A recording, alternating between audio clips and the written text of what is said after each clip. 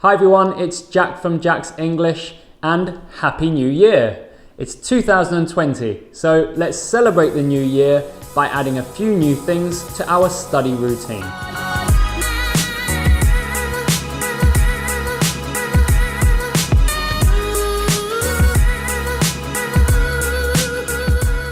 In today's video, I'm going to give you 5 things that I want you to add to your study routine because I found them very successful with my students here in Korea.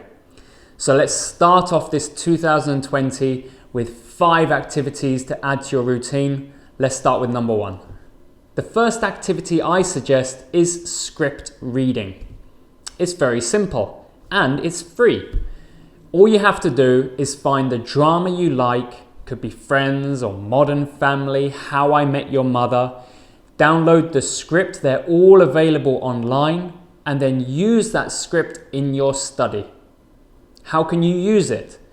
Firstly, you can read the script and learn vocabulary and phrases from it.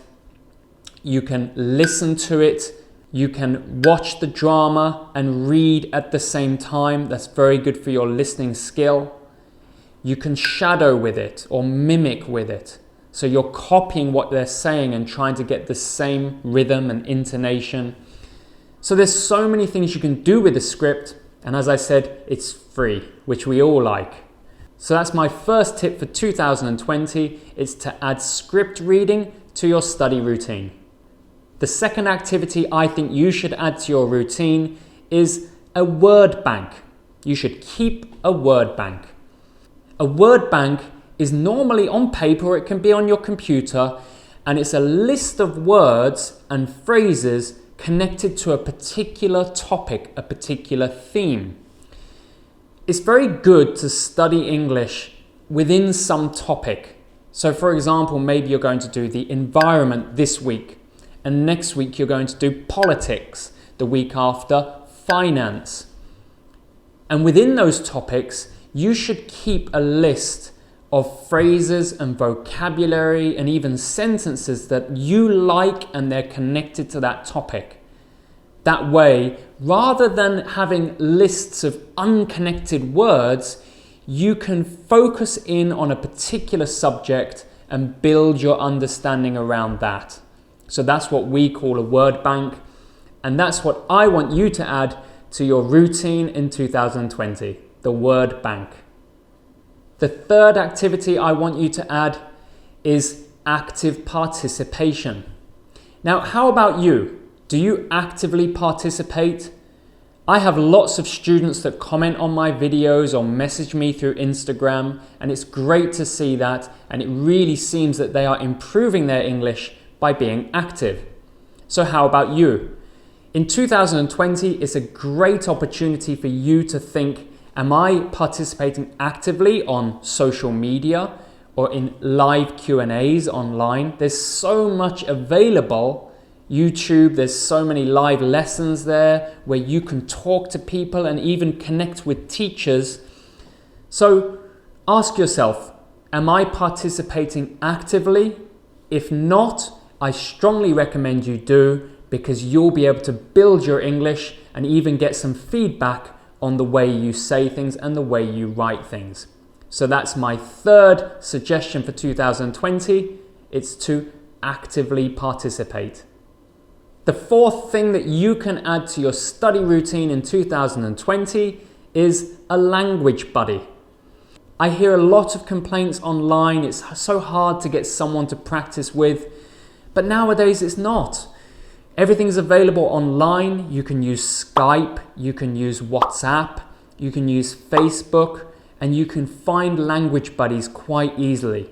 Remember, a language buddy is someone you can practice with who's a similar level to you, and you can give each other feedback, try out language that you've learnt. It's not someone who's going to correct everything. It's not going to be a native speaker. So this is obviously connected to the active participation. Try to find yourself a language buddy and use that to practice what you've learned. So that's my fourth suggestion. Find a language buddy. The final thing that I want you to add to your study routine this year is more input. We can all do more input. It's an obvious one, but I think a lot of people forget the importance and they don't do enough.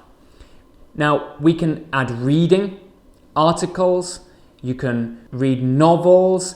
I always recommend to my students, particularly if you're quite a high level, to find autobiographies that are interesting to you, because often that is written in the way that we speak. So that's quite a good way to get some more input that you can really use effectively.